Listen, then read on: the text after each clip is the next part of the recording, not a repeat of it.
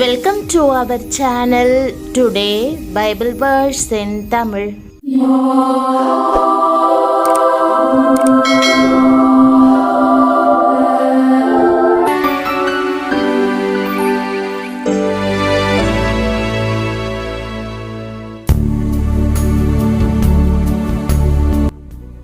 இன்றைய வசனம் ஏசாயா 44 அதிகாரம் 21 வசனம். கிறிஸ்துவுக்குள் பிரியமானவர்களே, நம்முடைய ஆண்டவரும் இரட்சகருமான இயேசு கிறிஸ்துவின் வல்லமையுள்ள நாமத்தில் உங்களை வாழ்த்துகிறேன். யாக்கோபே, இஸ்ரவேலே, இவைகளை நினை. நீ என் தாசன், நான் உன்னை உருவாக்கினேன். நீ என் தாசன் இஸ்ரவேலே, நீ என்னால் மறக்கப்படுவதில்லை என்ற வாக்குதத்த வசனத்தை இன்று நாம் தியானிப்போம். யாக்கோபும் இஸ்ரவேலும் ஒரே நபர், ஆனால் அவர்கள் தேவனால் தெரிந்தெடுக்கப்பட்ட தேவ ஜனங்களின் பிரதிநிதிகள். நீ என்னுடையவன், நான் உன்னை பேர் சொல்லி அழைத்திருக்கிறேன். தாயின் வயிற்றிலே உன்னை தெரிந்து கொண்டிருக்கிறேன். இஸ்ரவேலே, நீ என்னால் மறுக்கப்படுவதில்லை என்று கர்த்தர் சொல்லுகிறார். யாரும் என்னை நேசிப்பதில்லை. நான் தனிமையை உணர்கிறேன். எனக்கு நண்பர்களே இல்லை என்று சொல்லுகிறீர்களா? உங்களை சுற்றி இருப்பவர்கள் உங்களை குறித்து மோசமான காரியங்களை பேசி உங்களை புறக்கணிக்க கூடும். உங்கள் வாழ்க்கைக்கான நோக்கம், நீங்கள் செய்ய வேண்டிய வேலையை பற்றி உங்களுக்கு தெரியாமல் இருக்கலாம். ஆனால் நீங்கள் எப்போதும் தேவனுடைய நினைவில் இருக்கிறீர்கள். அவர் உங்களுக்காக அழகான நோக்கத்தை வைத்திருக்கிறார் என்பதை நினைவிற்கொள்ளுங்கள். நம்மிடத்தில் பல காரியங்களை கர்த்தர் சொல்லும்போது மறந்து போகாதே, மறந்து போகாதே, இவைகளை நினை என்று சொல்லுகிறார். அதே நேரத்தில் அவரும் நம்மை எப்பொழுதும் தம்முடைய நினைவிலேயே வைத்திருக்கிறார். நீ என்னால் மறக்கப்படுவதில்லை என்று அன்போடு கூட சொல்லுகிறார். நான் உன்னை சிருஷ்டித்து உருவாக்கினேன். நான் உன்னை தேடி வந்தேன். சிலுவை சுமந்த தோள்களிலே உன்னை சுமந்தேன். இரத்த கிரயம் செலுத்தி மீட்டேன். நீ என்னுடைய பிள்ளை. நீ என்னுடைய தாசன். நீ என்னால் மறக்கப்படுவதில்லை என்று சொல்லி தேற்றுகிறார்.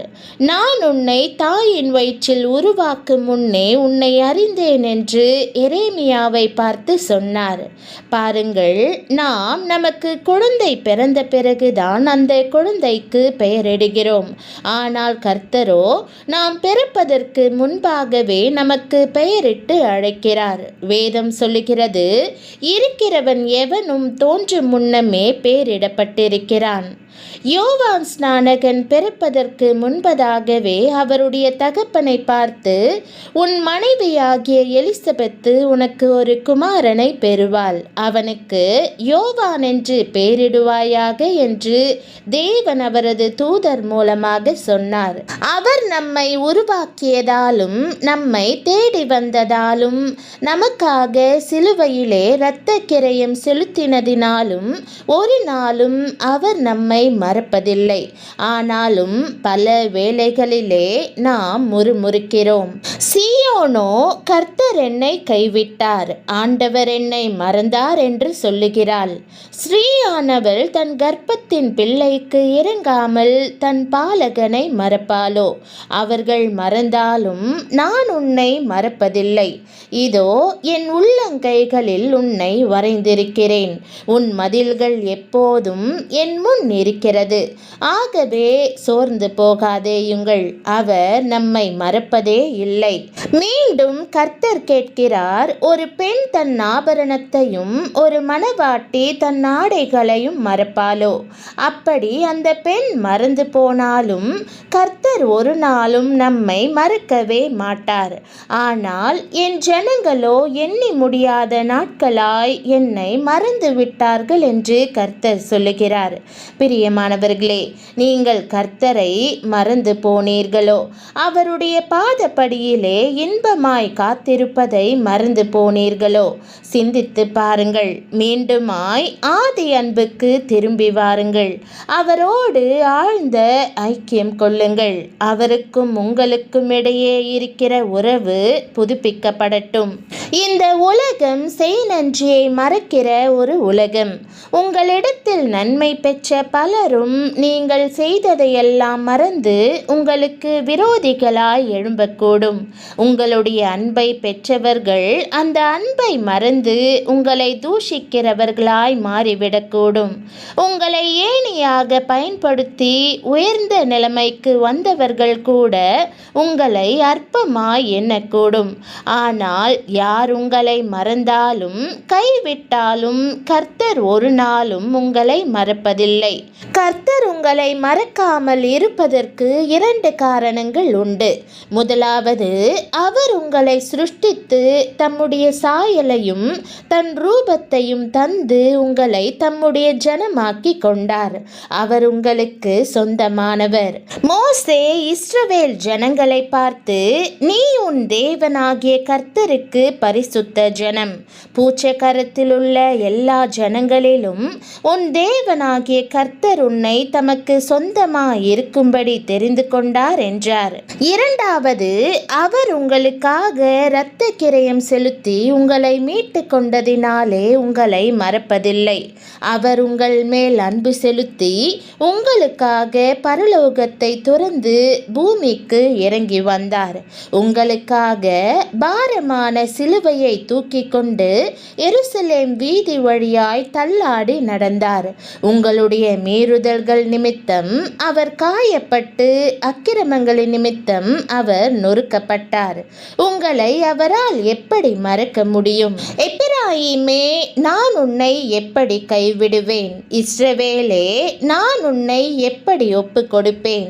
நான் உன்னை எப்படி ஆத்மாவை போல் ஆக்குவேன்? உன்னை எப்படி செபோயிமை போல வைப்பேன்?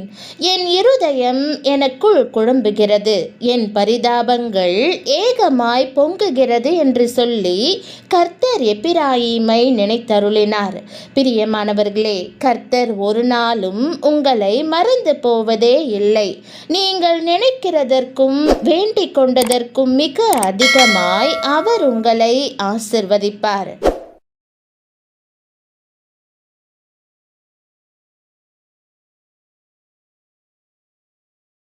ஜெபம். கர்த்தராகிய இயேசுவே, என்னை உருவாக்கினவரே, என்னை மறவாமல் இருப்பவரே, உமக்கு நன்றி.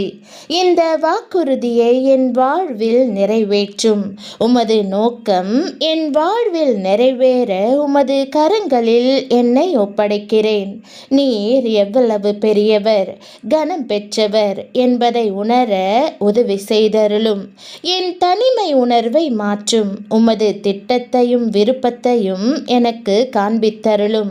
நான் எங்கு செல்ல வேண்டும், என்ன செய்ய வேண்டும் என்பதை எனக்கு கற்றுத்தாரும். உமக்கு கீழ்ப்படிய எனக்கு உதவும். உமது நன்மைக்கு நான் ஒரு சாட்சியாக இருக்கட்டும். நீர் என்னை எவ்வளவு நேசிக்கிறீர் என்பதை எனக்கு காண்பித்தருளும். ஒருபோதும் உம்மை மறவாதிருக்க கிருபை செய்தருளும்.